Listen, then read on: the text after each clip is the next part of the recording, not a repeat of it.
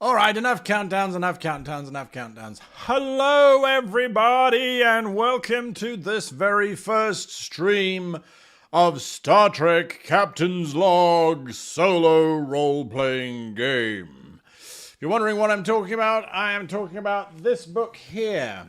Or not this particular cover, because there are 3 covers that you can get. This is the cover that I happen to like the most, the Next Generation cover. And so this game is made by Modiphius. Modiphius, an amazing publisher. They've done a whole bunch of stuff. They've done Star Trek. They've done Dune. They've done Achtung Cthulhu. Just a whole bunch of stuff, really. A lot of really, really good stuff. And their system that they use, I'm assuming you're familiar, is they use 2d20. And you'll see here on the screen that you've got a series of attributes and disciplines. So that's on that screen down there. Right? In blue, you've got attributes and then you've got disciplines. And whenever you are tasked to do something, you choose an attribute, you choose a discipline, you add them together, and that gives you the target number. And then you roll 2d20. And provided that you roll under the target number, you gain a success. If you roll 2 of the die under the target number, if you roll 2 of the die under the target number, you get a success plus a bonus, plus a benefit, which is you can only get 1, but you can then spend those to re-roll a die later on. Now, if you roll a natural 20 on any of the die, right, you get a threat. Something bad happens, a complication happens almost immediately. So that's going to be an interesting system. That's it. That's as complicated as it gets. So it's really simple. Now, that is the rules for the solo play. Okay, it's different for the actual role-playing game. Now, I am using these dice, and unfortunately, the camera simply cannot focus on them because they are actually transparent. You can't see them, but they are from Wild Earth Dice. They ran a Kickstarter, years ago that we backed, and they came in this wonderful little tube. And I thought, well, Cosmic Collection, what better to use for Star Trek? Now, before I carry on, I've got to do some shout-outs here, because we've got folks from all over the world today, which is wonderful. I thought I saw there's someone from Adelaide in Southern Australia. Richard Noling, welcome. Thank you for joining us. We also have someone from Mossel Bay, that's in South Africa. Hello and welcome, Matters of Mad Minds. Lovely to have you here. And I hope you feel at home. We've got some of the usual suspects. Eric von Roxalot, who is a big Trekkie nerd. Wonderful. You can make sure that I stay on Trek. We've got Waddle D, one of the players in my games. Looking forward to the new Friday slot. Hopefully it will be a lot of fun. And so we've got Industrial Scribe from the UK. Marvellous to have you here. Wonderful. And Sir Lore, all the way from Dortmund in Germany. Welcome. Lovely to have you here with us this evening.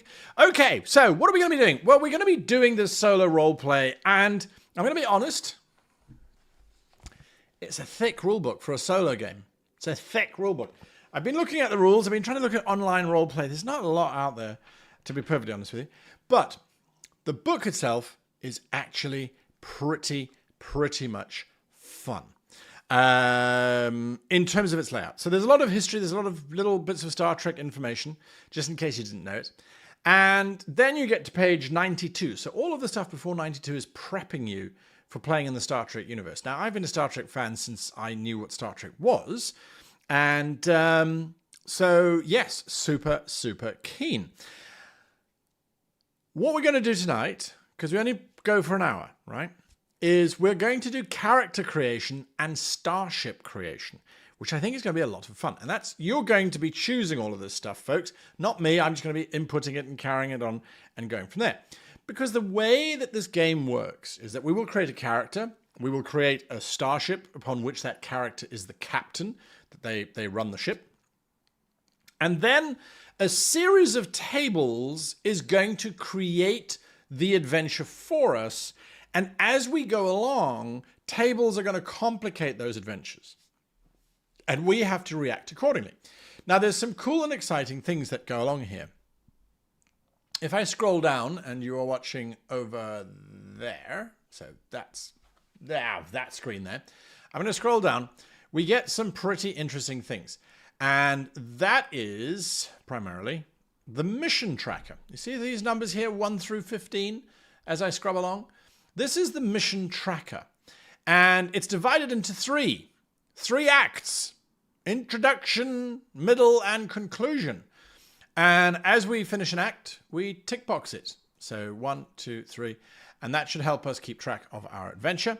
And there's logs and things there. I'm not going to be typing in the logs as we go because this is not an exercise in typing. But it is going to, we're going to keep track of that to a certain degree. Over down here, this is the actual rulebook that they very kindly supplied to me in PDF.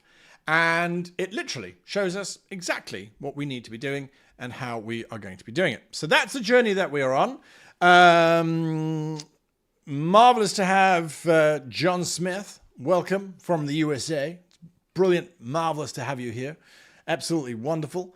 We've got Jonata Sodre, all the way from Brazil. This is lovely. Welcome. We've got people from all over. It's wonderful. It's brilliant. Right, lovely. Okay, so let's get on with this. USS Giant Banana.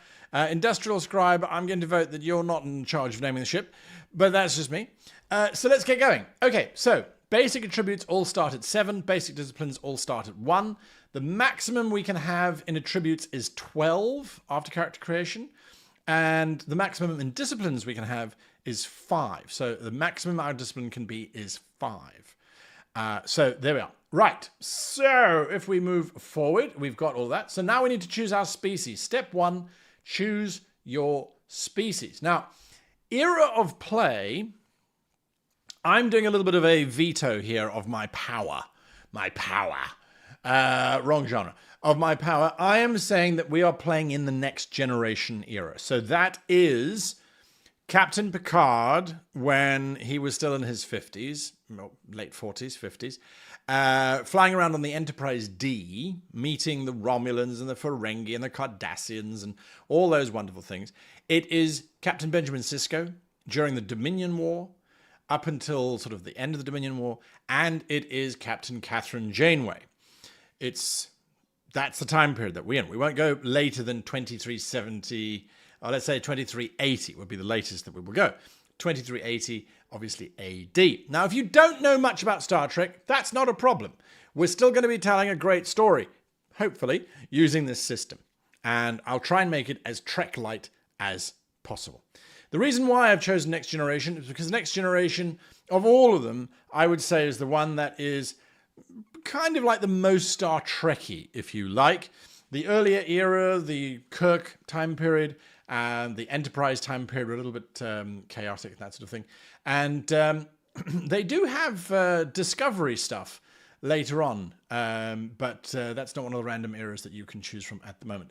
So we are going to roll for species. Now, they've got all of these lookup tables, and they have a whole bunch of different species that you can play. Enterprise era, the original series era, and of course the Next Generation era. There they are, 1 through 20. Now, we only have a 5% chance of being human, which I think is pretty terrifying.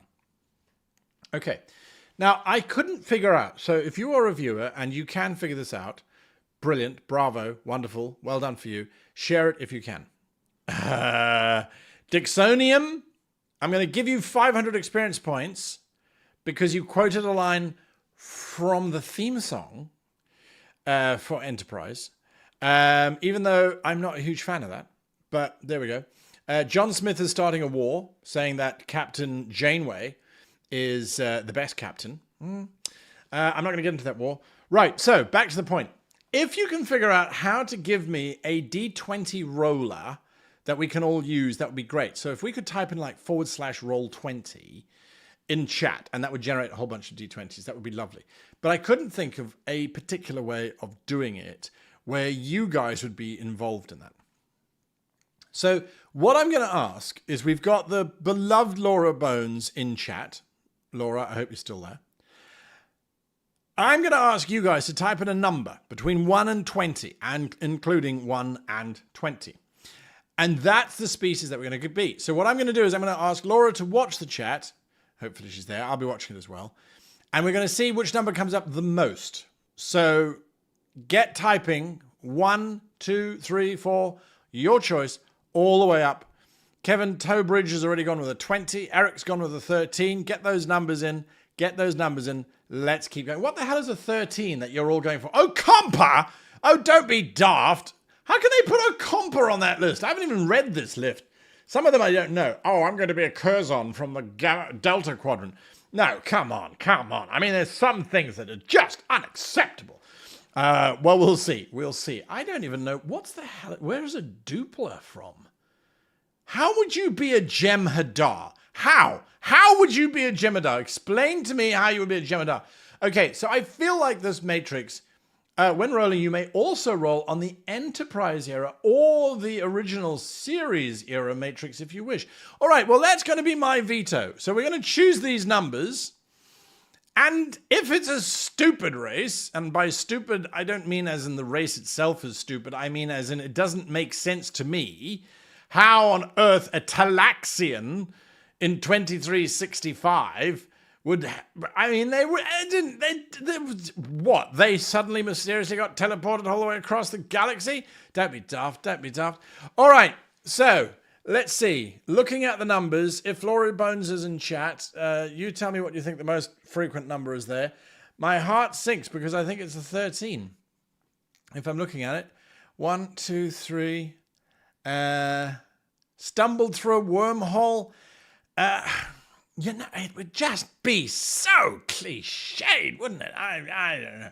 1, 2, 3, 4, 5 13s, which is no compa. I am not playing an Acompa. It was agreed that the Acompa was a mistake. Yep, most voted for 13. Okay, why am I not playing an Acompa? Because I don't think the species was a smart move, right? They are a species of slight telepaths who age very, very quickly. Their lifespan is 1 to 8 years, give or take. And by the time they're 1 year old, they're acting like a 20-year-old and that sort of thing. It hurts me. It hurts me. Look, Ben Canal does have a point.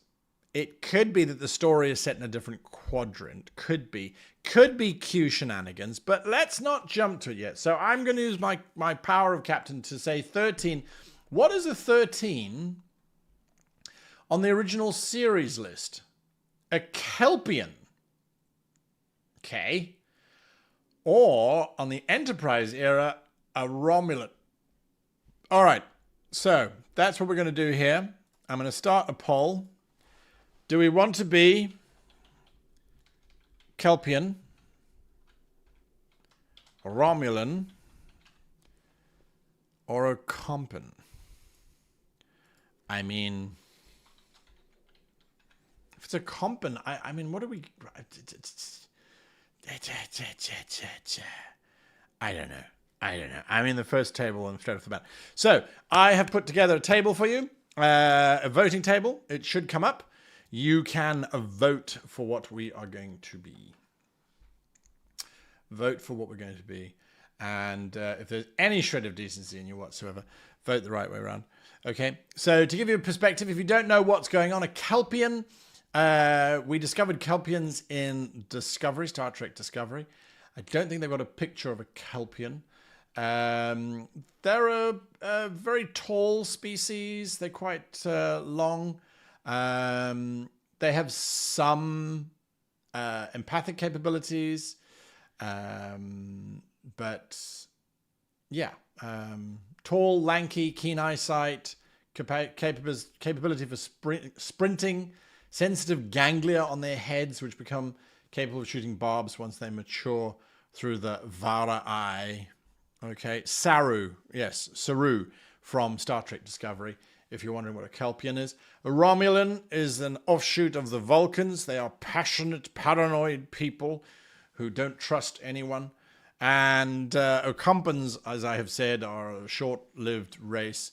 And that's that. So I'm going to look at the poll. There are 43 people watching. We need to have at least a majority of 50% or more. We currently have that.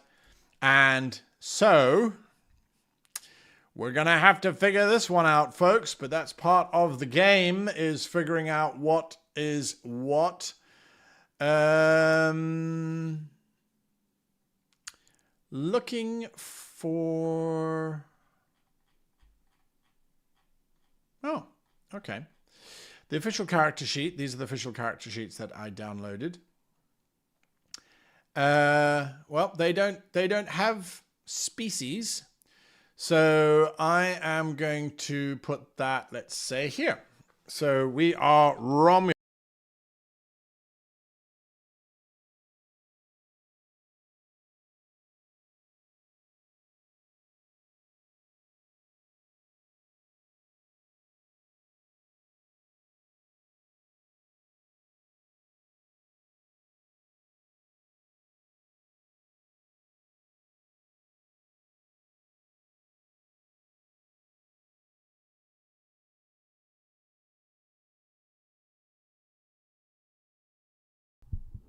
Hello now, is the sound back?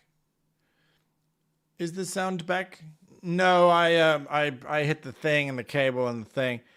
So where'd you lose me? Where did you lose me? Did you lose me? Did you hear the story of Romulus and Remus? That's the question. Right. Did you hear the story of Romulus and Remus?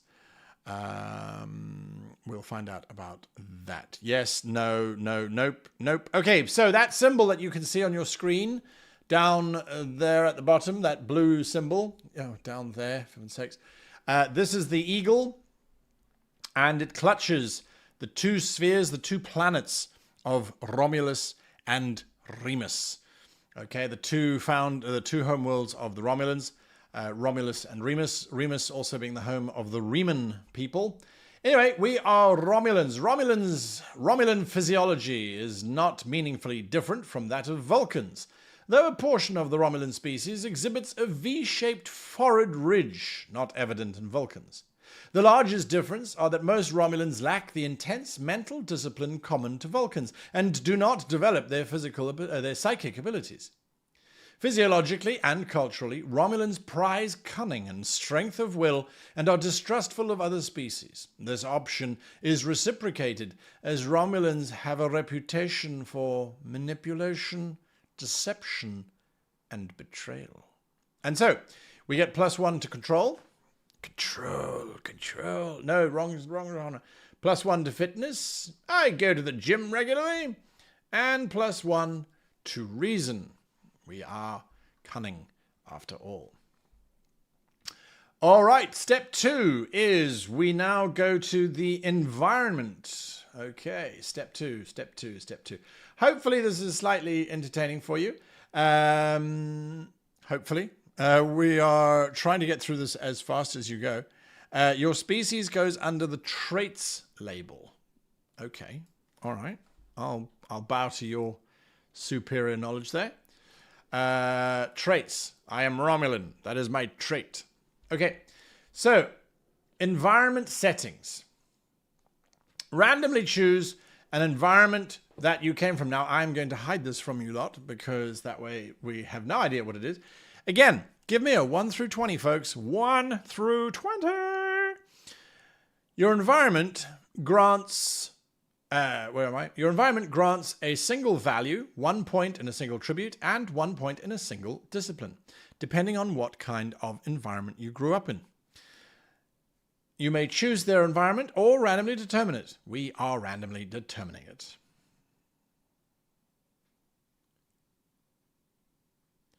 We get to choose between settings or conditions, as a matter of fact. So we'll go with settings for the moment. I think we have got a lot of numbers coming in. This is wonderful. Wonderful. Okay, let's see. What are we looking at here? I have seen 2 8s. I've seen 220s. I have seen 213s, 217s. There's another 13 that's crept in, I think. 13 appears to be. I'm going to wait for Laura Bones just to confirm. Can you be a sci-fi samurai like in Picard? You know, some of the choices that people make when they are putting together sci-fi shows leave much to be desired. Now, the Klingons fighting with batleths and mechleths in a world filled with phaser pistols, phaser rifles, compression pistols that have the disintegrate setting begs much.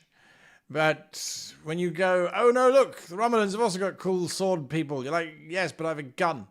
Anyway, right, so 13 it is. So we could either come from a frontier colony, that is if we're going with setting, or condition, it would be aestheticism and introspection. Aestheticism and introspection. Interesting. Frontier or introspection. Here we go. I'll put the poll up. Frontier or introspection. Like a colony of monks, perhaps. You vote and let me know what we're going to do. I will read the aestheticism and introspection for you. Where are we now? Your life was a simple one, lacking in many of the luxuries that prosperous worlds take for granted. This was not because of a lack, but rather a choice, a belief amongst those you grew up with that external and material abundance can distract from self-knowledge and personal growth. Alternatively, we could be frontier. Your character comes from a colony located on the fringes of known space, either on the edge of uncharted space or on the border with another civilization. Frontier colonists tend to be hardy and determined, even stubborn, and well prepared for the dangers that their home may pose. Let's see, we are split 54-46. Votes are in. I'll give it one more second.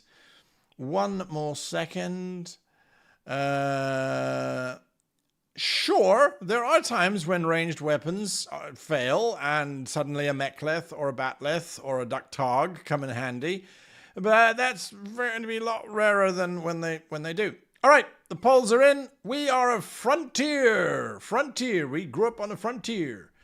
Okay, environment. Frontier. Excellent stuff. So, as a frontier, let me just roll this up a little bit more so you can see what's going on. As a frontier, you gain the value. We have values here. Your character gains a value that reflects the environment and culture they were raised in. This is a good opportunity to consider how the character lived in a dangerous or unknown environment and how that shaped their view of the galaxy and their people. Okay, interesting. So, folks, a value. This is up to you to decide. This is your choice, your call. And so whilst I'm putting in the rest of this data and getting ready for us to move on, I would like you to tell me what value our Romulan, who is notoriously deceptive, cunning, and wily, what was this Romulan doing on a frontier colony? Just give me a sentence. And I see here that we've got Romulan cowboys. Maybe they're frontiersmen and they're trying to raise a certain type of animal out in the middle of nowhere. Is that truly Romulan? Think about it. Write a little passage and we'll pick up one. We'll, write some ideas and I'll choose one there. Either control, fitness. Choose either control or fitness and increase the attribute by 1. Let's go with fitness. He worked out in the fields. Discipline, choose one of con, security, or medicine. While he's on the frontier. It's on the frontier. So we'll choose what you guys are doing, and then we will come back and decide, no, let's actually do that first. Let's do that first. So con is flying the ship. So piloting, that kind of thing. Security would be defense, procedures, investigations, how to use a phaser, things along those lines. Whilst medicine, obviously, is to do with health and healing and things like that. So I am going to say that he has 1, 2, 3. I'm going to roll a die. I've got dice here. Right. Piloting it is. So his piloting goes up by 1. Okay. Right. That's step 2. Step 3 is early outlook. I'm going to come and look at what you have written thus far. Early outlook. Right. And we've got a roll there. Great. Let's see what happens. But let's go to our stories first. And we are going to say that the reason why we were out on this frontier planet was... Let's see. Prospecting, adopted, prison, mercenary warrior. Romulans are like Wile E. Coyote trying to capture a space road runner, which is a rare bird. Maybe, could be in exile due to political reasons. Is he a Romulan posing as another species? Values family and community and uses his cunning for his community. Spying on someone important. Prison outpost, maybe a child of a guard. His parents wanted to go back to the path of logic, says Comic de Tours. Victim of politics in the Romulan Senate and fled in fear of his life. Nice one there. You're learning how to be a samurai, obviously, Laura Bones. Fighting the bad Romulan stereotype by being completely direct. Romulans searching their past in ruins or an abandoned, ruined world. Okay. Everyone deserves a second chance. Yeah, learning to survive in a harsh environment to further the ability to beat the enemy. Okay, interesting. All right, I like that. There are lots of really great options here, folks. I love them all. They're really, really, really cool. Okay, let's see. I think the one that kind of got me thinking the most, there were 2 that stuck out. One was the prison outpost, the child of a guard. That one I thought was really cool. But the other one was Comic de Tours' option of parents wanting to go back to the path of logic. Now, we know that Spock went to Romulus. 2369, I think it was. I stand to be correct. It could be 2368. Not that it makes a huge difference to our lives. Went to Romulus to try and start the unification, which was bringing the Vulcans and the Romulans back together again. This is not history on Star Trek, it's just to let you know. So there are Romulans that are going to be questioning this entire idea of should we give in to our passions or should we try and be more logical? We have had in Star Trek a few characters who have appeared Vulcan but have actually been Romulan. We've had a few that have been doing that. That would fit with the character, perhaps. But I do also like the idea of them growing up as a god. So I'm going to throw it to you. I'm just trying to write the keyword god or logic as the alternative. Okay? Because I like both of those. So vote on that. And once you've done voting, type in a number between 1 and 20 for our early outlook childhood upbringing. Okay? Early outlook childhood upbringing, number between 1 and 20, or when you can. Votes coming in. Almost halfway. We're over halfway now. Just remember, folks, if you are enjoying the stream, hit that like button. Costs you nothing, does everything for the channel. Okay. All right. I like it. The votes are now in. We've got enough there. I'm going to stop it on that. We are at 60% for logic. Okay, I like that. So, our family the family was trying to find logic. Find logic. And on a frontier world, so the values that are coming through to me when I look at that, well, we only get one value. We only get one value. So that's find logic. That is our value. We're trying to make sense of the world and of logic. That's quite cool. It's kind of like the reverse of Data and Spock and all of them going, no, we do not wish to be more human. We wish to discover logic, but it is difficult. It is frustrating. It is etc., etc., etc. I beg your pardon. The number 13 has come back to haunt us. I feel like there is a theme going on here. It's not Friday the 13th, is it? No, it's the 12th. It's the 12th. The 13th only starts tomorrow. All right, 13. Yep, 13 has it again. Thanks, Laura.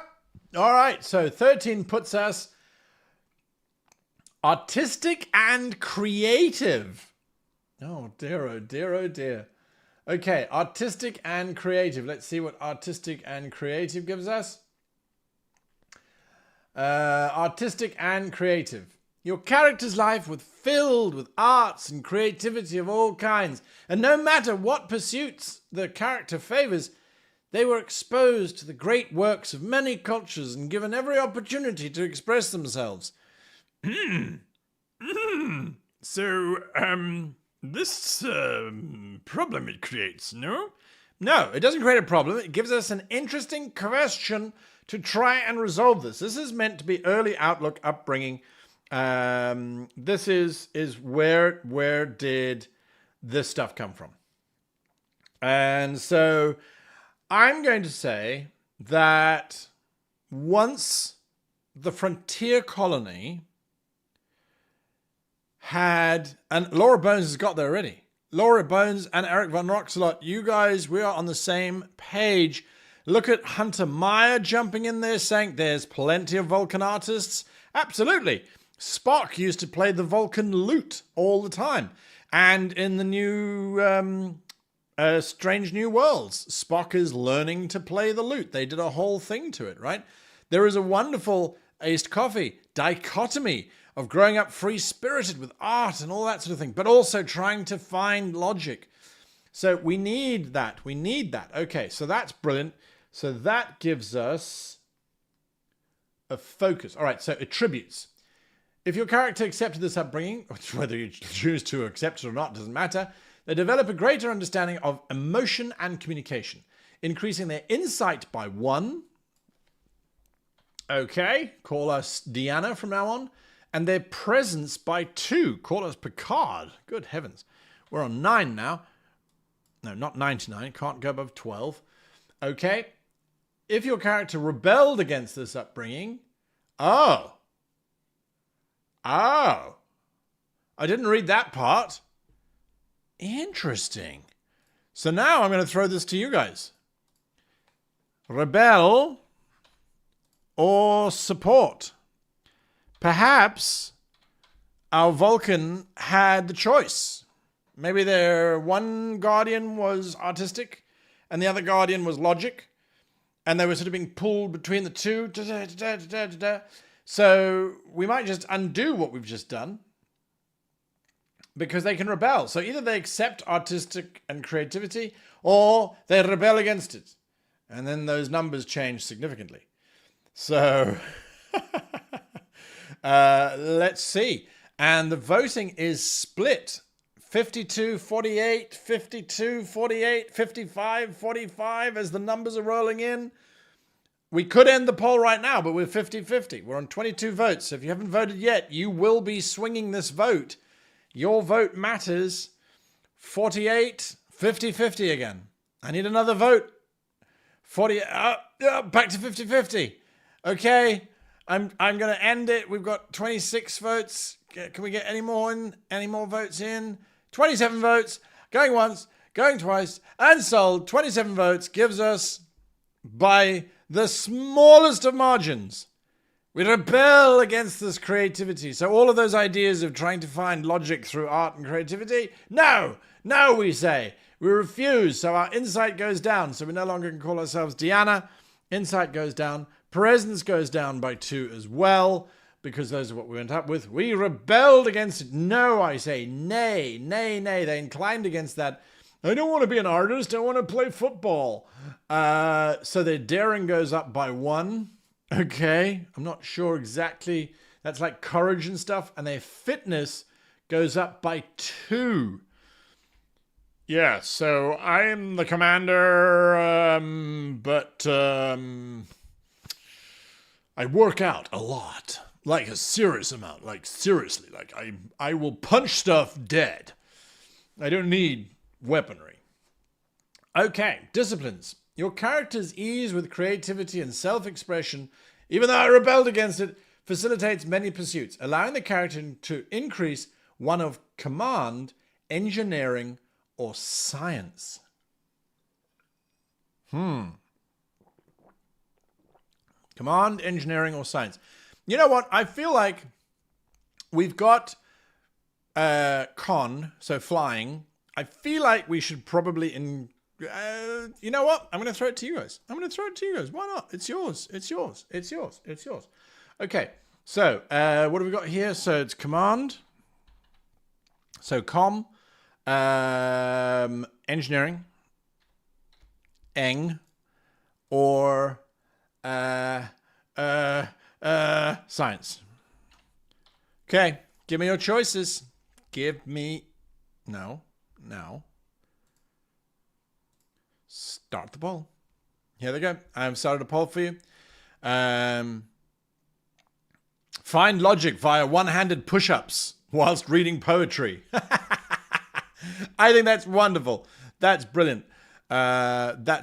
Engineering, it could fit really well because you are marrying the concept of design, the concept of the aesthetic, with the concept of the functional and the logical. So that could be an interesting one. I could see that path really, really, really taking place.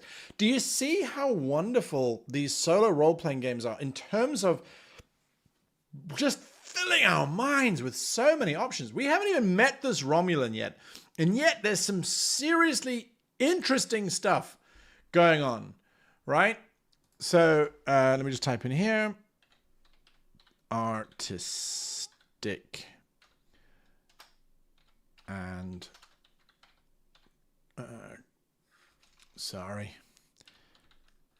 Creative Rebel. And I'll look at that poll now. Okay. Poll is, well, we've got the votes in. It's an interesting one. 42 say science. 42% of you say science. Well, science it is. Again, with science, you could say, I'm searching for logic in science. Science is logic. This does not happen without that happening. But at the same time, well, there we go. Fractals are both science and art, says Bobo Zinkerman lives. I couldn't agree with you more. Right, so that's our disciplines. Focuses. Your character gains a single focus that should relate to the character's preferred way of applying their skills. So, for example, botany, cultural studies, holoprogramming, linguistics, music, observation, persuasion, or psychology. I kind of feel like the focus should be on holoprogramming. Call me weird, but I feel like holoprogramming is a pretty good one, right? Oh, hang on a moment. There are actual, if I go back a little bit, there are focuses. Okay, so we're going to have 6 focuses when the character is fully created. So, right, 13 seems to be the number of choice. So I'm going to use 13 here. I'm not going to change it there. So 13, yeah, it's suggesting across the board pretty much the same kind of idea.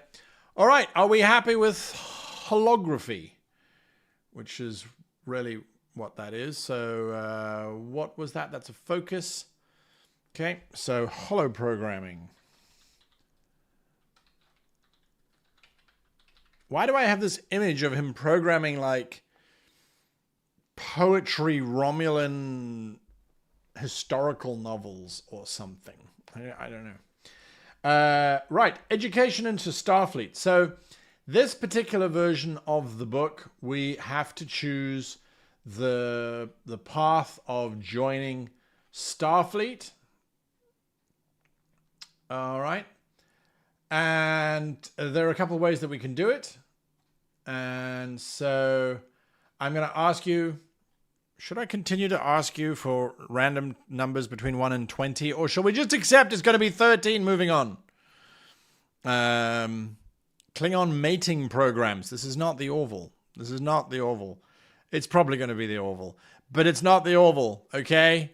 It shouldn't be the Orville. Are we just sticking with 13? Are we just going to choose 13 today? Like the date plus 1? I mean, we could make it a thing. So next week will be what? The 19 will be 20. Just a natural 20. You haven't heard the original Shakespeare until you have heard it in the original Romulan. Yes. Yes, indeed. Why shouldn't it be like the Orville, says A.K. Writer? That's a very good question. The first 3 seasons of Orville was great. I didn't like the last one. Or the first 2 seasons of Orville were great. All right. It's 13 here in New Zealand, says Andrew Mitchell. Absolutely. It is a lucky number. 13. Okay, we're going to go with 13. So 13 here says, and I will bring it up so you can see that I'm not cheating. 13 was somehow we went on diplomatic training.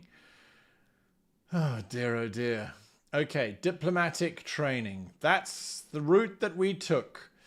Diplomatic training. Apparently, we decided it was better to go through the different routes. Ambassadorial characters are often found accompanying Starfleet vessels and in other groups and situations conducive to telling exciting stories. These characters don't necessarily have Starfleet training, but by necessity they are well trained and well informed and quite capable of taking part in dangerous missions when necessary. Diplomat characters do not necessarily hold an active Starfleet rank or other military rank, though many well-known diplomats were retired Starfleet personnel. To select your character's diplomatic training, choose one of the following on the table. We're always sticking with 13 now, moving on. So that would be honorary status. Honorary status. You had an illustrious career, perhaps in Starfleet or your culture's military, perhaps in politics, and received a diplomatic appointment later in life as a reward for your accomplishments. You served well in such a role, having established valuable connections to other worlds and civilizations during your prior career. You may have retired from your prior career, or you may be on extended leave of absence when you serve as a diplomat. This is an especially common path for Klingon diplomats. The Daha Masters, Kor, Kang, and Koloth all served as diplomats during the Khitomer peace talks, and Kor served as a Klingon ambassador to Vulcan for a time. Similarly, Worf, the first Klingon in Starfleet, was appointed Federation ambassador to Kronos after the Dominion War at Chancellor Martok's request. Okay, so value. You gain a single value which should reflect the character's beliefs forged during their career before becoming a diplomat. Wow, you managed to beat the love of poetry into many people. Apparently so. We were assigned this training due to lack of other options on the frontier. Yeah, perhaps. Or I think it was probably a good idea of, okay, listen, you've won the Mr. Strong competition or the Mrs. Strong competition 1,000 times. Go away. You're our ambassador. Be gone. Be gone with you. Okay, so values. I feel like there is a values matrix. And I'm going to choose a value here for you because we've got finding logic. So the value here at number 13 is seeking to find yourself or myself far from home. Far from home. Oh, okay. All right. Seeking to find myself. That speaks to me of like a pilgrimage. We're on a pilgrimage to find ourselves. We couldn't find the logic. We couldn't get there. Right. So attributes. You gain 3 points, which may be divided among 2 or 3 attributes freely. So one gets +2 and the other one gets +1, or all 3 get +1. These may be chosen freely. All right.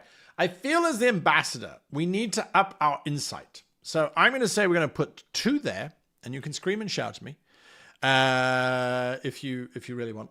And then 1 somewhere else. So logic is our whole thing. So I'm going to put 1 into reason. Okay. Remember, the maximum is 12. So a 9 is not too bad. You increase your command by 2. Okay. Well, maximum was 5. So we're doing pretty well there. And 2 other disciplines by 1. I'm going to put a poll here, and you can vote on it. Yes or no, we increase our existing attributes. So con and science, you say yes, or because we get to add 2, we go for one of the ones that we don't have: security, engineering, or medicine. Now, I don't mind having low scores across the board, but bear in mind that if our science increases by 1, and we have to make a scientific inquiry, we would use reason, 9, science, if we put up +1, would be 3. So that means we have to roll a 12 or under. So that's a 60% chance of a success, given the way that the game works. Whereas if we leave it as just 2, we'd only be rolling an 11, which is 55. So votes are coming in, and I need a few more votes. So yes, we add to our existing values. No, we add to the ones that we haven't added to yet. So you let me know what's happening there. Okay, votes are coming in. I need 2 more votes to close the poll, although it's pretty obvious.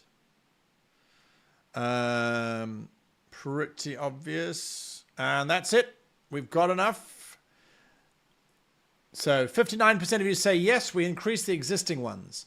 So that means con goes to 3 and science goes to 3. Okay. Then focuses. You may select 3 focuses. For expediency's sake, I'm going to choose the 3. I'm sorry, don't hate me. Okay, don't hate me. We've got them here as I'm highlighting them. You can't see them highlighted. Okay, there we go. Right, I've highlighted them. We can choose 3.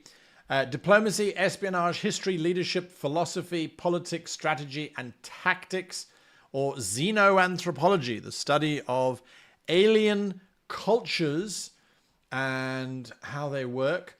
So we're trying to find ourselves. We're trying to find logic. So focuses, we are holoprogrammers. Love that. I mean, we are a diplomat, right? So I feel like diplomacy makes sense. I feel like, and I hate to say this, philosophy, because we were studying art and poetry and stuff, right? Philosophy. And Shaka, when the walls fell, says Richard Nolan. Absolutely. Age-old question, min-max or not bad at great at anything? Yeah, absolutely. I mean, it is the old question. And then the last one, I think, should be something that has nothing to do with anything whatsoever. So not politics, holoprogramming, history. You know what? I'm going to say espionage. No, that's too cliched. Too cliched. Xenoanthropology. We're going to study other cultures to learn. Xeno. There we go. See, everyone was with me. Absolutely. I agree entirely. Thank you all for being on this journey with me. It's super exciting. Right. So that is the 3 focuses, the 1 value, the disciplines, the attributes. Right. Number 4, career length. Career length. That's step number 5, I should say. Career length. Next, choose the length of your character's career. Are they a novice with their whole career ahead of them? Do they have a few years of service under their belt? Or are they a veteran with decades of experience? If they're not a Starfleet officer, at what point in their career do they find themselves when your story begins? This stage grants the character a value arising from their career outlook. Choose one option or roll on the table below. So I feel like they're a veteran, right? I feel like they've got to be a veteran because they've been around for a long time in order to become this ambassador. I don't feel like we have a choice there, really. Is anyone really upset by the option of making them a veteran? I don't think anyone should be. Don't think anyone should be. If you are, make your voice known. Okay, so how long can Romulans live for? Asks Ushio Koroni. Koroni. Oh my goodness, I apologize for butchering that. So how long can Romulans live for? Between 200 to 300 years, give or take. Between 200 to 300 years. So quite a long time. Okay, they are a veteran. So as a veteran, you'll see it here. Your character has decades of experience and has served on many ships and starbases. Their judgment and opinions are highly regarded by subordinates, peers, and even superiors. Add a value reflecting their years of experience and the beliefs they've formed over their long career. So add a value. Okay, I will go to the value table over here. And let's see, we've got 13 was the number that we normally chose. And okay, so here's a value which I think is pretty cool. Finding logic, seeking myself, and resistance is never futile. Keep up the fight. Keep fighting. Keep fighting. Keep fighting. Keep fighting. We just turned about Schmidt into the Romulan. That was a great movie. Such a good movie. Loved that movie. I love the artwork that is in these Star Trek books as well. It's just really, really, really cool. Right. Okay, career event. Your character's career is a tapestry of events and experiences, but a few will have been pivotal moments in a character's life. A character defines which moments of their life are important in retrospect, and what seemed definitive to a young ensign may be inconsequential to that same officer decades later. Your character has two defining career events, chosen randomly, and you get the benefits that they provide. Each career event increases one attribute by one discipline by one, and gives your character one additional focus. When assigning a focus, you may select one or randomly choose one from the probability matrix on 85. Right, so random event. We said number 13. And so number 13, called out by a superior. We were called out by a superior. Challenged perhaps by, called out by a superior. I feel like it could have been a superior logician. Someone who knew what was going on, perhaps. I'm not sure. Called out by a superior. Whilst I find that you folks are going to vote for a number between 1 and 20, excluding 13,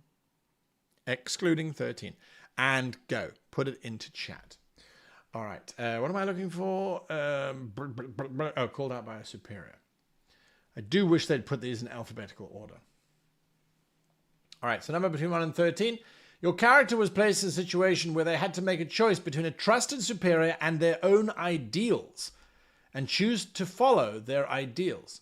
Who was the superior? What did they ask your character to do? How does your character feel now? What were the repercussions of this? Are the details of this event on record? Was your character right? Oh, I love that. Those are some great questions. I feel like we need space to write these down somewhere. Okay. I don't know where we can put it. But called out by a superior. Right, I'm going to try and put them in here whilst we're going with these notes. So, who was the superior? Bad ambassadorial move, got us chewed out. Absolutely.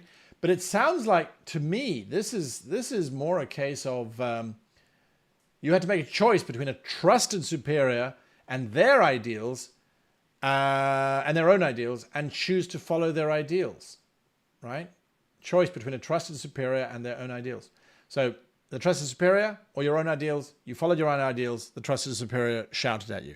Captain Jericho, yeah, Jellicoe, perhaps Captain Jellicoe, if that's who you're meaning. Very tough captain, absolutely. Called out by Picard. We could go with Picard. Perhaps Cisco. Yeah, Cisco was at the Utopia Planitia Yards after Wolf 359, which was 2367. So, Sealer. Oh, says Comic Detours, you know your Romulan history. What if Sealer was going to give them a shout? I think that's quite a good idea. So what if they made an enemy of Sealer? Right? Okay, I like that. What did they ask your character to do? Well, I think Sealer asked them to betray, to turn and look more to the Romulan people than to their logic. What were the repercussions of this? What if the frontier colony then had to shift? What if the frontier colony suddenly went from being a Romulan colony to having to evacuate because Sealer got angry and so the entire colony was shut down? I think that could be quite interesting. Commander Tomahawk, the famous Romulan antagonist of Picard, although Tomahawk was never really smart enough, in my opinion, to go on Picard.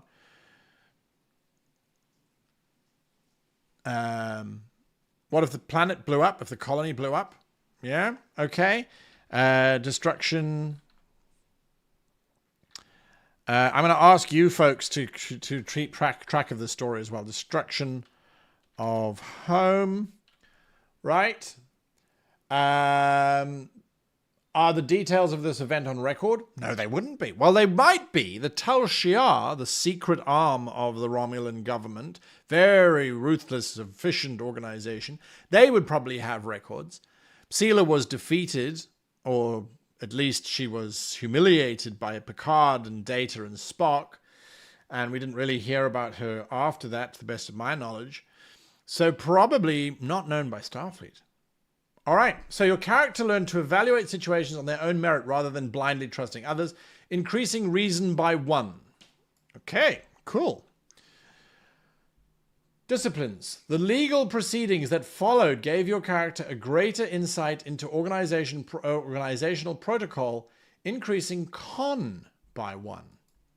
Okay, all right, sure. I would have put that under security, but great. Your character gains a focus reflecting the event and its aftermath. History, Starfleet protocol, Uniform Code of Justice. I feel like this is what could have happened. This is what we could have happened. Sealer commanded that we do something for the Romulan people. We chose to do something not for the Romulan people, to do it ourselves, right? As a result, Sealer ordered that the colony be destroyed. The Tal Shiar fabricated some weapons manufacturer, or a secret Federation outpost was spying on the Romulan people. Our character then had to flee. They had to go into exile. Not Garrick exile, where they remained a part of the Federation, but they sought asylum within the Federation. Could be interesting. Could be interesting. That's one of the ways that we could go. Okay, so I'm going to say Starfleet Protocol because of learning that whole thing, and that's a focus. Okay, so Starfleet Protocol. And that's kind of how we get into the space.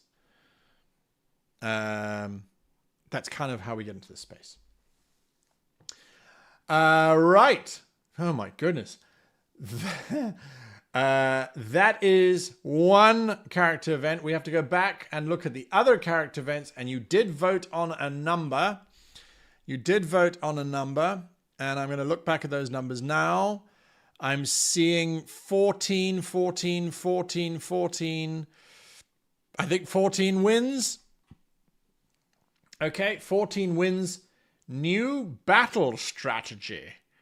A new battle strategy. What is this? New battle strategy. Whilst I applaud the Vulcan approach to logic, there is something to be said about the passion of battle. And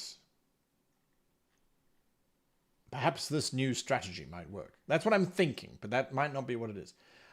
New battle strategy. New battle strategy. Here we go. In combat with a hostile force, your character devised a new strategy or tactic. Interesting. Well, I like that. What or who was the battle against? Was it in space or on the ground?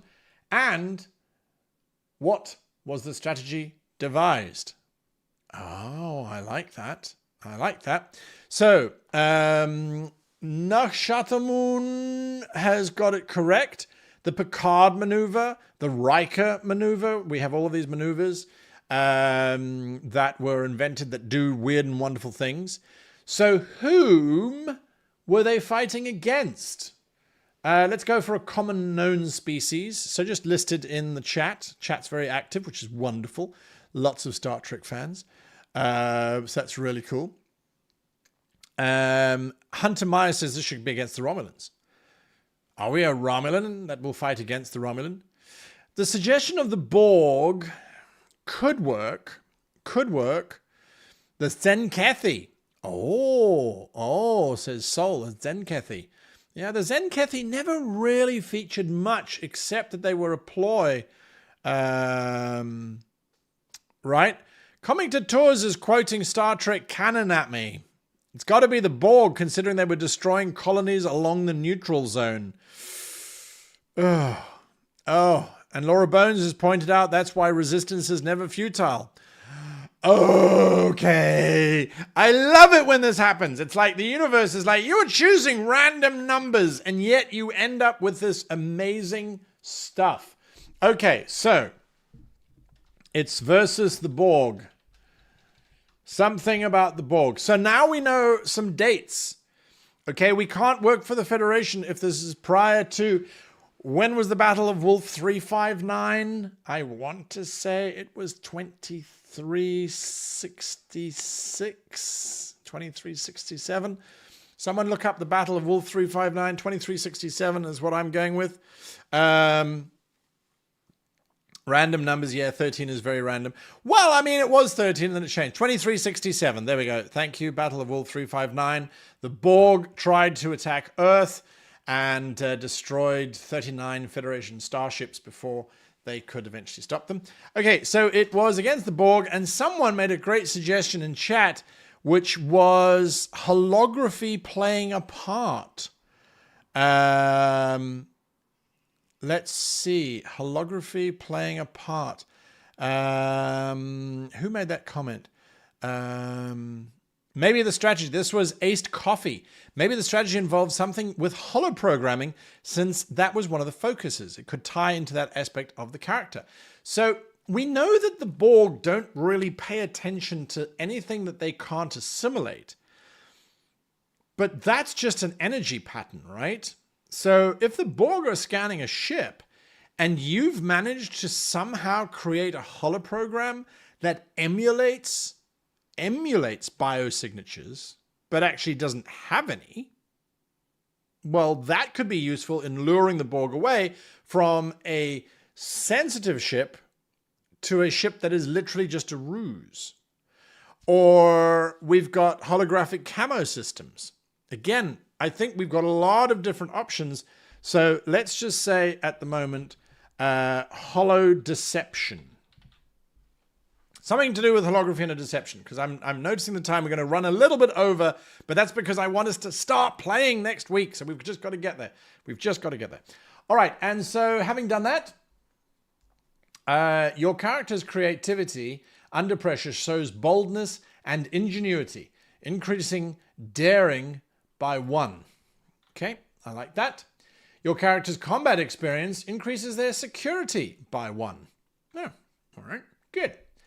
Focus. You gain a focus reflecting their decisive battlefield leadership, combat tactics, hazard awareness, or leading by example. I think for a focus, where are we putting those? Here.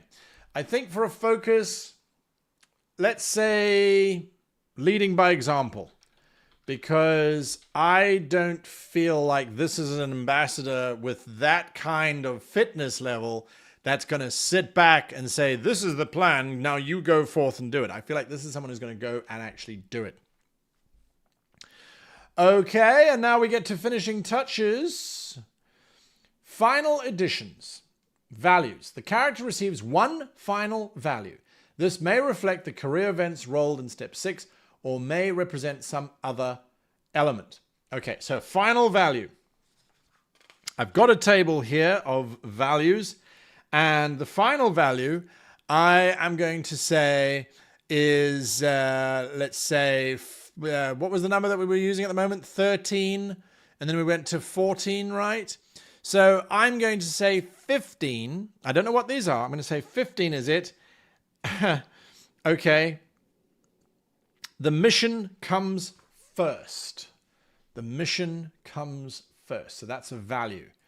Right. The mission comes first. That could be a wonderful conflict moment with resistance is never futile. Because sometimes the mission has to come first, in which case resistance may be futile. Seeking to find myself could be in conflict with the mission coming first. Okay. Can you let us know what 13 was? Yes, 13 was the seeking to find myself far from home, because we've had to use the values table before. Okay.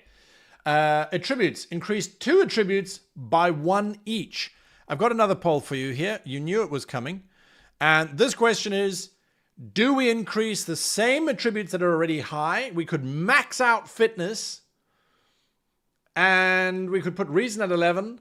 Or do we dredge presence up a little bit?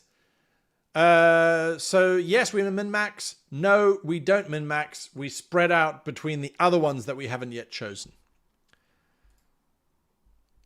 Okay, so yes, we min-max. No, we don't. We spread it out. We spread the love. And remember, we can't go above 12. Okay, so yes, we min-max. Or no, we don't. Votes are absolutely tied. Wow. 50-50. 50-50. Yes, we do. No, we don't. Yes, we do. No, we don't. Daring should come up because of the leading by example, right? For sure. Daring, absolutely. Daring logically should come up. But let's see. Let's see. All right, the votes are in. We've got just enough votes to be called 50-50. And we're going to spread them out. So we said daring should come up. I agree. So 2 attributes go up. So daring goes up by 1. And then control or presence. Let's put presence up by 1. Let's just put that up by 1. Okay? All right. If they're a veteran, then they should have a bit more presence. Yeah, I agree. I agree. That was my thinking exactly. Increase 2 disciplines by 1 each.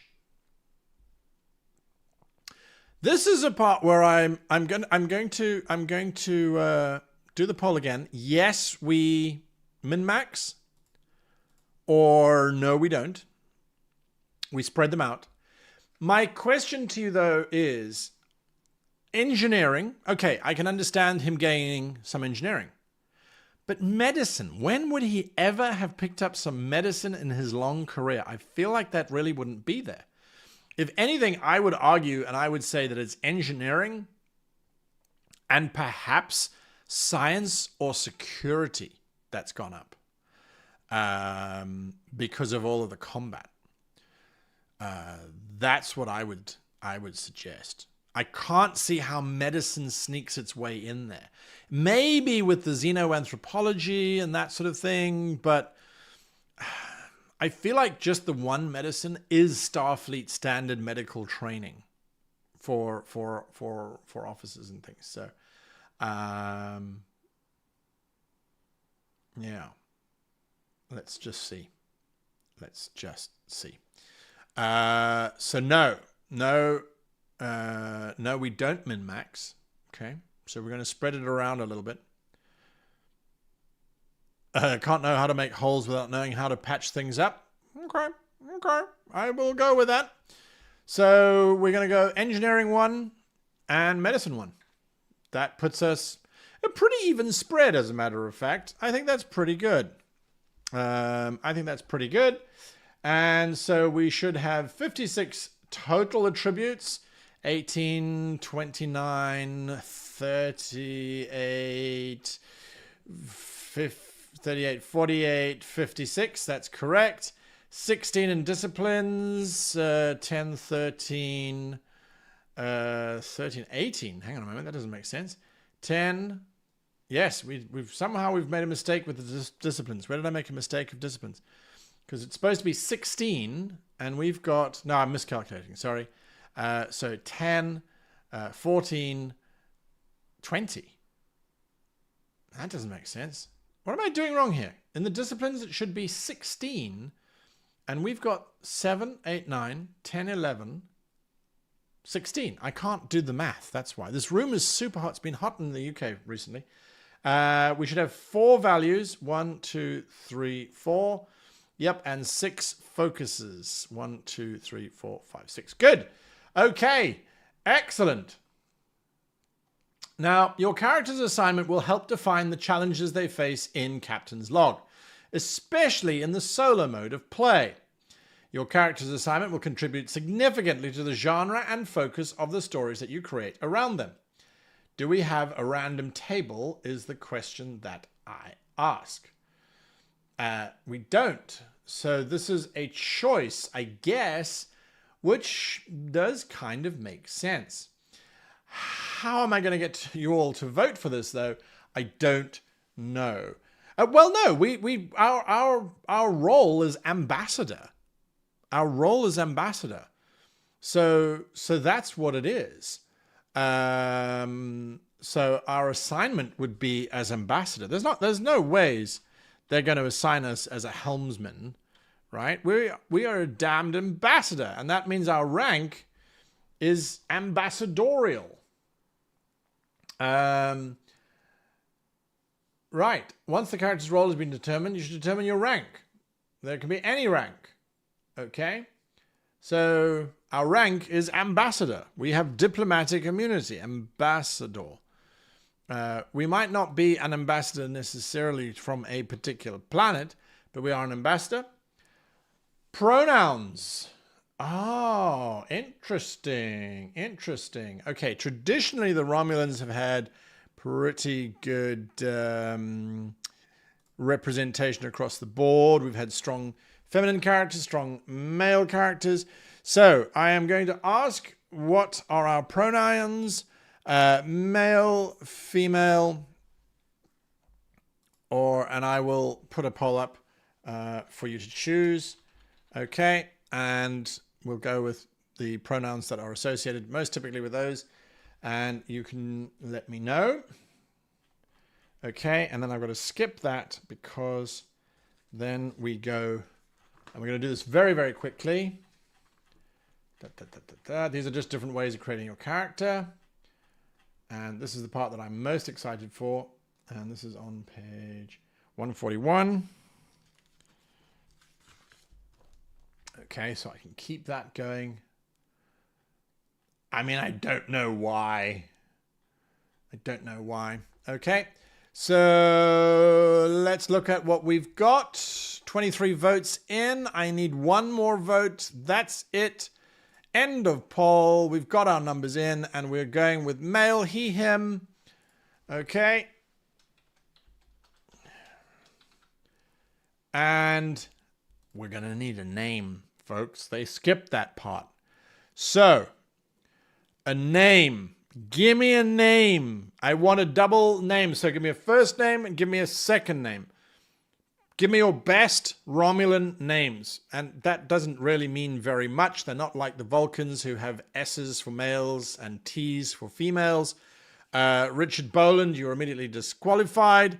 Bucket is not a Romulan, Mac-Romulan face. Okay, Elias, you can join Richard. Thank you very much. Eric von Roxlot, Brax. I love the reference. John Smith, Tom the Romulan. Nope, nope, nope, nope, nope. Gud Toki. Janago Zhivago. Zelier. Karak Tev, says Aced Coffee. Melnoran Hakath. Tirokaza. Okay. Thendium, yes. Betchrock, interesting. I'm going to choose some from that list because there's some pretty cool names in there. Karat Darf, that's some interesting stuff. Yarun Lalil. Okay, I like some of those names in there, so I'm going to do what I normally do. Dakro. I mean, this is stuff I'm going to have to say out loud during the show, guys. Be generous, be kind. Okay, so the names that I immediately like: Karok Tev, Tario, Boran, Vramix, I think is quite cool too. So I am going to say that our character's name is Boran Ambassador. This is Ambassador Yarun. Doesn't sound very Vulcan. This is Ambassador Kaza. This is Ambassador Lalil. This is Ambassador Erok. This is Ambassador Vukok. This is Ambassador Vramix. I think Vramix is going to get it. Or Vramik. Let's not do an X, let's do a K. Vramik. Okay? Unless you are absolutely disgusted, I would like you to meet Boran Vramik, the Romulan ambassador.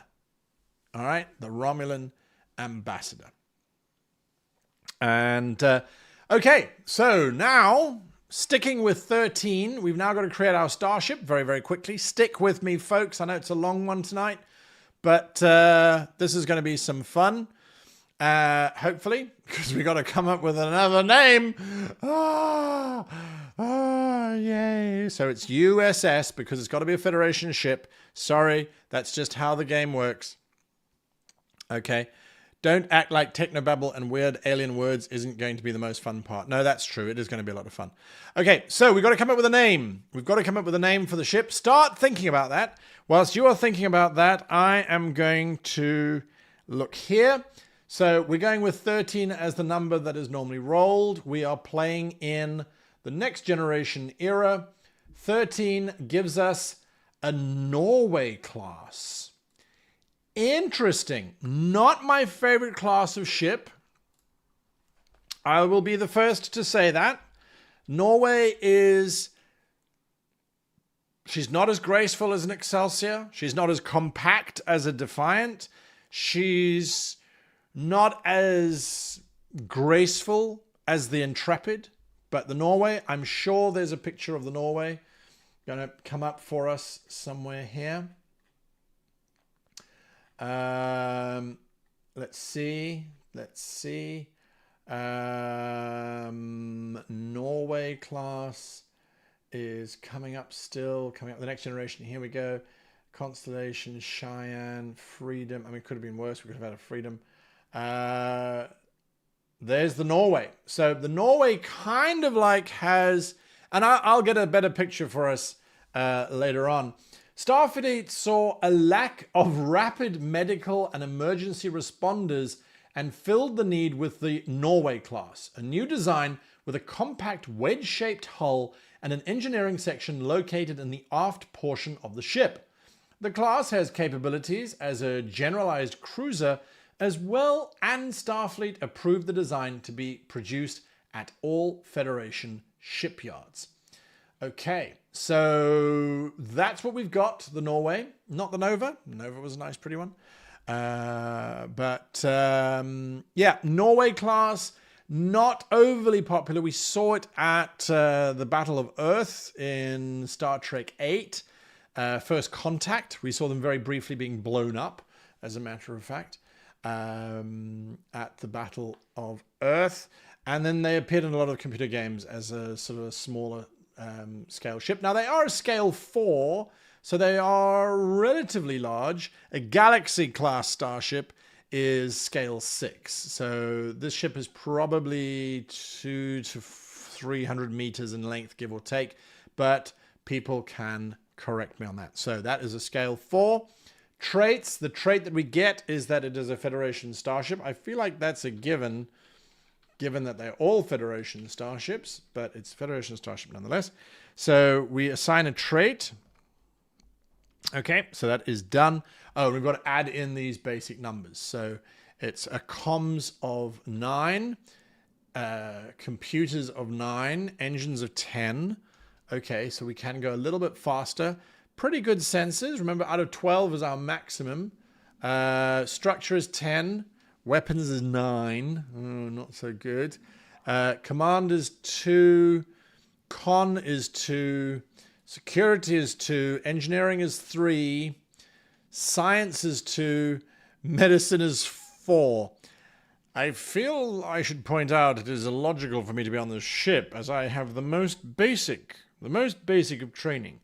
But perhaps I shall find myself here amongst the stars. Okay, we've got some names coming through, and you know what? USS Frog. Frog. Seriously, USS Frog. I mean, I suppose there is a frog-like quality to it, but USS Oslo, I love that. The Oscarborg, I think that's a little bit too close. A.K. Writer, the USS Windswift. Yeah, I do like the Windswift. The Minnow, lovely. The Spade, Virtue. The Drabera, okay, interesting. The Budapest, yeah, quite like that. Country Roads, no, definitely not. The Munch, Munch, USS Munch. The Elsund, I like the Elsund, USS Elsund. The USS Diplodocus, okay, interesting. USS Diplodocus, USS ESP, definitely not, never going to happen. Condor, the Plato, USS Plato. Well, he is trying to find logic. There is something to that. That's quite nice. Right, I'm going to let that list continue for a little bit. I'm going to scrub through all of these beautiful ships. And then we are going to choose an idiosyncrasy. Okay, an idiosyncrasy. 13 was the basic number that we kept going with. So one turbolift elevator always plays. So they don't actually have a space for it. Nope, doesn't like that. Okay, let's put you there. Nope, still doesn't like that. Always plays music from 20th. Let's just do that. 20th century. Okay, that's quite fun. So here we go. You can see scales. Miranda class, Constellation class, Intrepid class, so that's Voyager. Prometheus class, they're all scale 4. So we're the same size, which is quite nice. As one of those. Okay, keeping going. What's your ship's backstory? We'll develop that at some point as we go along. Ship's traits and talents. And ship's traits. Right, they don't actually have numbers for the ship's traits. So it could be a legacy vessel. Could be a prototype. Could be the flagship. It's not the flagship of the Federation. Temporally displaced, so the ship has been knocked out of time.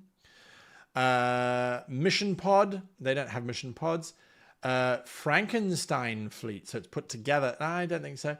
Non-combatant, so it doesn't fight. Yeah, it does fight. It's not a warship. Is it renowned, or does it have Borg systems on it? I mean, these are just some of the examples, right? You could choose almost anything on it. This is just for descriptive purposes. So I think let's go with, well, you tell me what to go with. You can see that list there on the screen. Legacy vessel, prototype, flagship, temporally displaced, mission pod, non-combatant, warship, renowned, Borg systems. Okay. I am going to go and choose a name. USS Guy. Oh, John Smith. Not going to happen. So I'm going to say the Plato, the Solace is quite cool. USS Solace. The USS Oslo. The USS First Lost in Combat. No, definitely not. Definitely not. Nightingale. Yeah, Nightingale's pretty cool. Yeah, I think USS Plato. Definitely. I think USS Plato. So well done on that suggestion. USS Plato. Registration. Well, that depends. If it's a prototype, that'll be an NX registration. Whereas if it's not a prototype, it will be an NCC. You mentioned that it's a medical ship, so non-combatant probably makes the most sense. Renowned if you're going for the Budapest. Otherwise, prototype probably makes the most sense to me. The Renown, that's the ship we did our new tactic in. Yeah, it could be. Could be. I quite like that. The Home Guard. Yeah, that's cool. NCC 2D20. I mean, that's a very cute registry. I would just say that it's 2020. So that we don't break the rules of registry. So there is that. Right. So the USS Plato. I think let's make it a prototype. Let's make it a prototype. I think that could be quite good. Let's make it a prototype. So traits, Federation starship, and it is a prototype. Because, and I'm going to tell you why. It could be outfitted with this new holographic kind of technology. And that's why the ambassador is there. Okay. So it's not... NX often doesn't necessarily mean the first ship of the line. It means the first experimental hull design of that ship. So perhaps this is not exactly a Norway. It's a Norway frame, but it's been changed and updated as necessary. Okay, choose a number of ship talents equal to scale. All right, number of ship talents equal to scale. And I'm hoping that there is a... Yes, great. Okay. To generate a random ship talent, pick one on the 3 matrices. And then pick one talent from the specific matrix. Okay. All right. Well, I'm going to just go pick one of the 3 matrices below. 1, 2, 3. And then pick a talent on the specific matrix. Oh, I see. Okay. Uncommon. Right.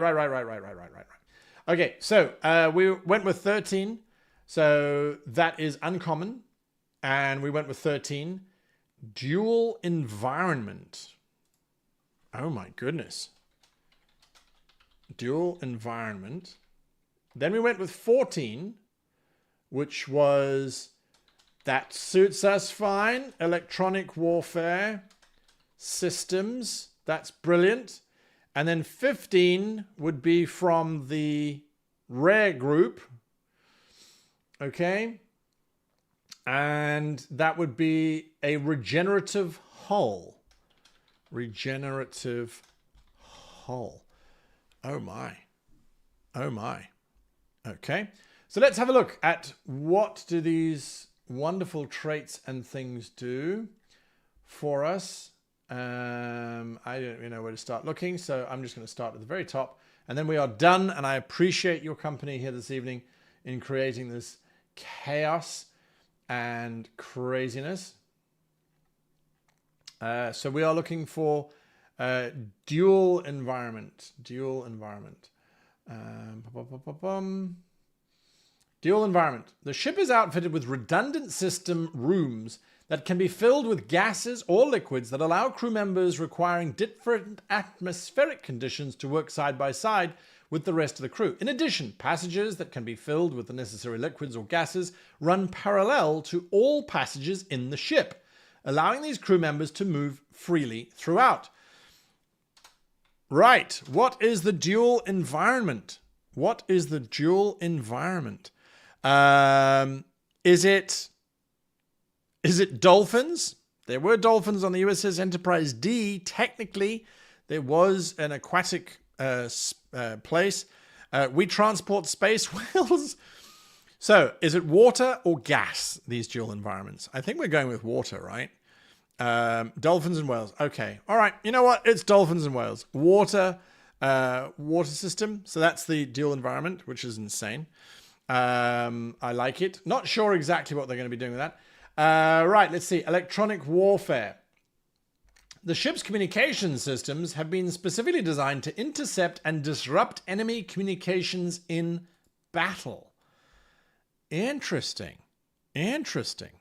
Water and otters. Maybe we have an otter crew. Utterly unbelievable. So that's electronic warfare systems. So this is disrupt comms. Oh, let's put there. Enemy comms. Computer says no. Right. Okay. Well, we know what that stands for. Let's get rid of one M and then that'll give me a space. Okay, great. And then regenerative hull. Where are we with regenerative hull? I mean, I feel like that's the one thing that you really want. The ship's hull is infused with reverse engineered Borg nanite technology that seeks out and repairs the hull immediately when it is damaged, often preventing a breach before it can happen. Okay, so Borg nanites. And I feel like that's pushed us out of that time zone that I wanted to be in, which was 2365. And I think that this has pushed us into like 23, let's say 2385. So that's before Picard, the TV series before Picard. It's after the Dominion War. And so that's where we find ourselves, right? The Norway class was in the service. Absolutely. Was in the service, 2370s. Yeah. Space sea snails, space eels. Oh, you guys are having an absolute blast with that. Okay. And we get one more talent because we get to choose 4. And so I'm going to go with a common one on that one. Improved power systems will be our other one. Okay. Improved power systems. Okay. And let's just have a look at what improved power systems do really quickly. Improved damage, improved power systems. The ship's power systems are extremely efficient, allowing power to be redirected and rerouted from different systems very quickly. Okay. Very quick redistribution. I hate it. That's giving me limited space. All right. Brilliant. Brilliant. And now that we have done that, once we've got through all of that, that means that we are ready to start our game, which we're going to do when we come back next week. And I think we're going to have a lot of fun. So we've got our character, Boran Vramik, is a Romulan ambassador with a lot of very knowledgeable activities with regards to holography, Starfleet protocol, logic, but also at the same time he's looking to find himself, to maybe redeem himself for the destruction of his original colony that it was on at the hands of the Romulans and at Sela, her hands in particular. And this Romulan ambassador, he was an asylum seeker to the Federation, has spent his life working with Borg technology. It seems like Borg is something that comes up a lot. So absolutely doing lots of Borgy stuff, working probably quite closely with Commander Shelby, who was one of the Borg experts, working a little bit with Cisco. Cisco was part of the team that designed the Defiant, that's the escort class that they put together. The Defiant was originally designed to fight the Borg. So he might have done some work there. So there's some links perhaps to a young Commander Cisco as well. And then somehow has been allocated the USS Plato. The USS Plato. John Smith, thank you so much for that donation. Really do appreciate it. He's now been assigned to the Norway ship, which has been re-outfitted with a dual environment for water. For water. I do wonder how we're going to have that. And this ship has got regenerative hull that they've got from when Voyager returned. Voyager gets back from the Delta Quadrant. They've got Borg tech. Obviously, Vramik was around and was part of that. So super exciting stuff. Folks, when we come back next week, we're going to start this game. And until then, I wish you and yours just an amazing week. You know what? Just have an absolutely fabulous week. My week's going really, really well. And I hope that you have one as well. And until then, I wish you and yours the very happiest of gaming.